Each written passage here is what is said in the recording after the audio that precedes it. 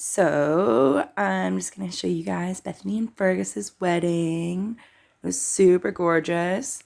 So they got ready at the house and then they took a few minutes with the dog and literally just went around the corner to the foreshore. We got some gorgeous photos along the beach.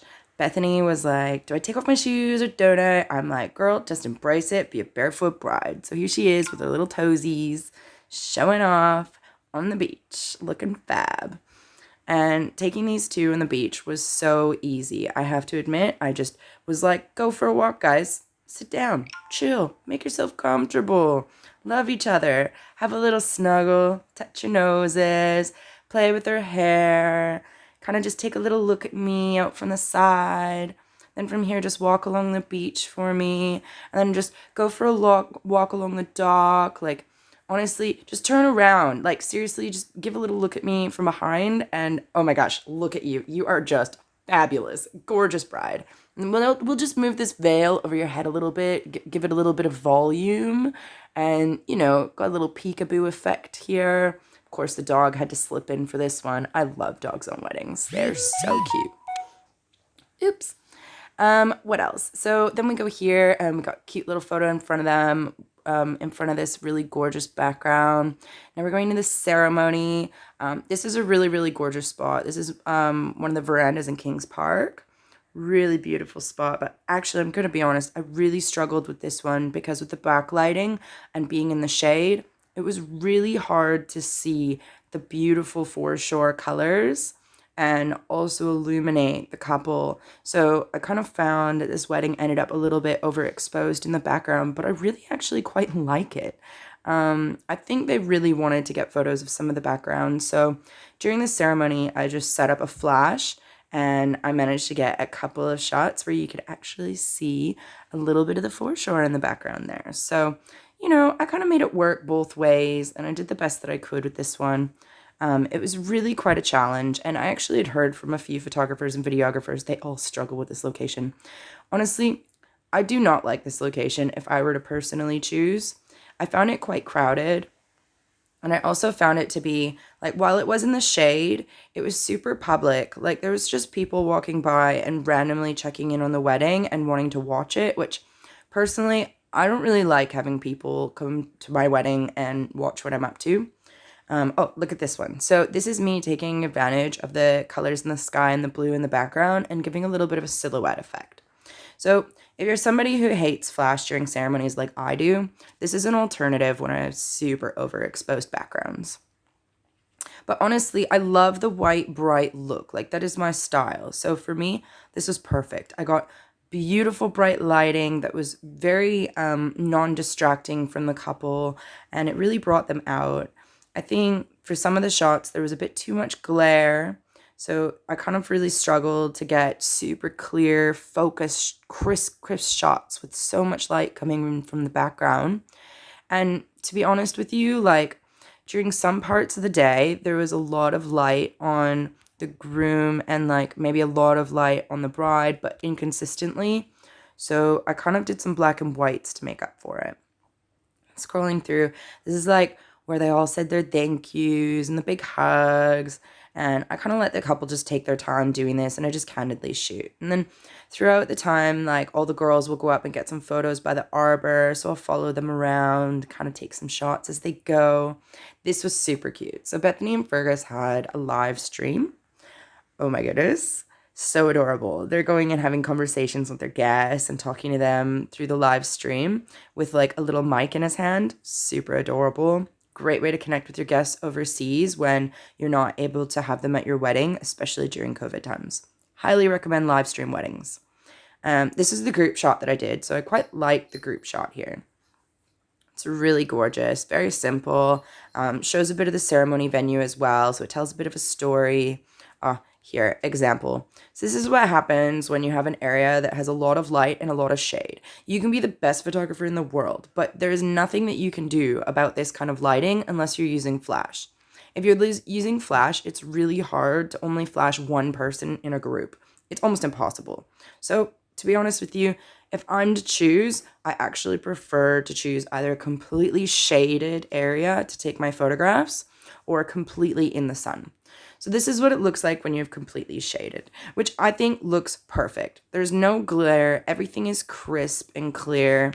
Honestly, the lighting on their skin looks amazing. The glow through the trees is just so beautiful. The colors look fabulous. Couldn't ask for anything better, honestly. And then we got some bridal party shots here. Honestly, this is where I just kind of tell them, hey guys, just line up and have a little chit chat, shoot the shit together, just have a little laugh. And then I'll be like, all right, one serious smiling one at the camera, and then give each other some hugs and just kind of keep the flow going as much as you can.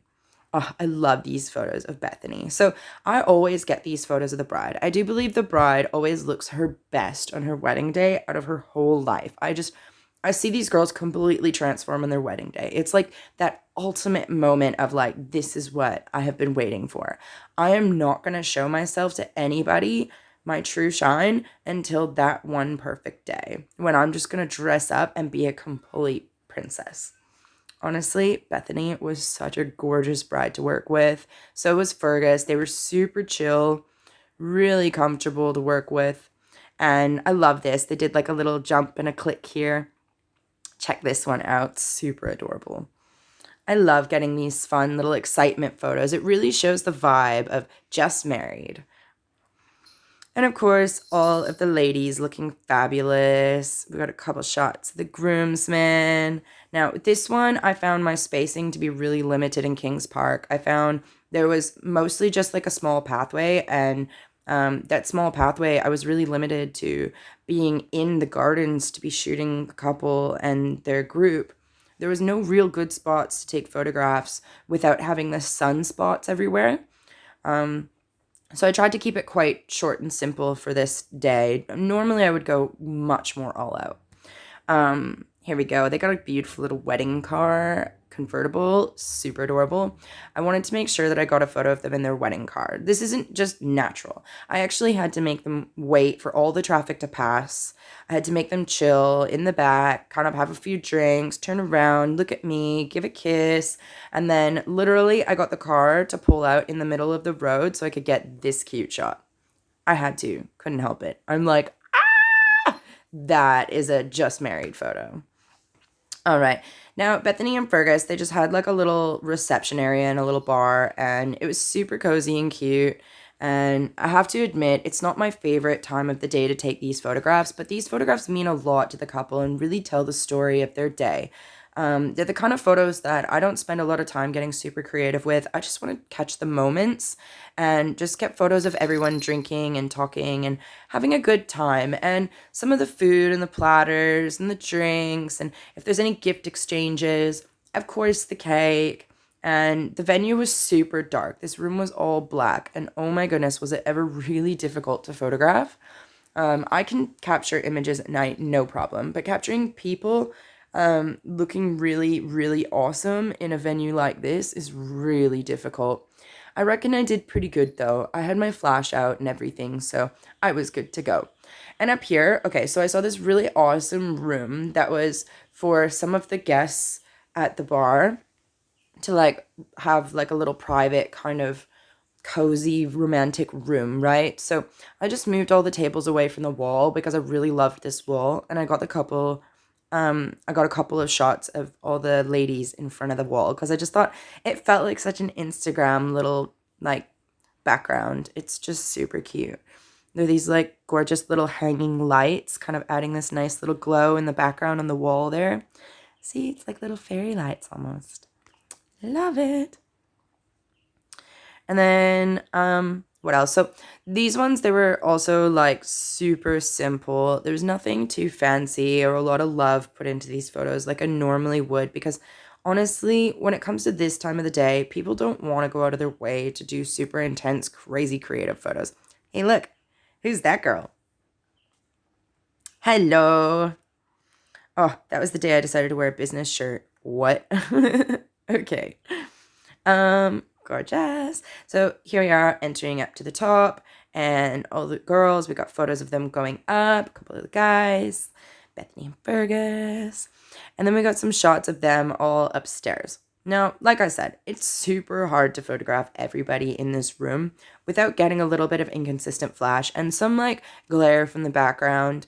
Honestly, when I choose a wedding venue, when I get married, I'm going to make sure that there's no glare, that the lighting's really good, that the photographer can use their flash in the venue really easily, that there's lots of room for the photographer to move as well. I don't know if you noticed, but the wall is like literally right behind the whole guests around the table. Like, there's no space to move in here. I really, really did have a hard time, I'll be honest, but I think they still turned out really good. And honestly, they're just photos, just to remember your day, remember who's there. These ones I find I don't put a whole lot of creative energy into because they don't need to be. So I'm quite like revealing about the way that I do my shots. I don't hide anything and I don't try to make everything look Instagram perfect. I take it as it is and show the day as it was. And sometimes it might be a little bit lighter, it might be a little bit darker. I do the best that I can to make it work. But in all honesty, when you have a better venue than this tiny little one, like every photo will turn out amazing. It's almost like surefire. But small venues like this that are very dark with black everywhere and like all these glass backgrounds here, the casings and stuff, they all were like mirrory reflections and kind of made it look a little bit tacky. So I will be honest, this isn't my favorite wedding for the reception part of the day, but for the beach part of the day and the ceremony, oh, it's just gorgeous.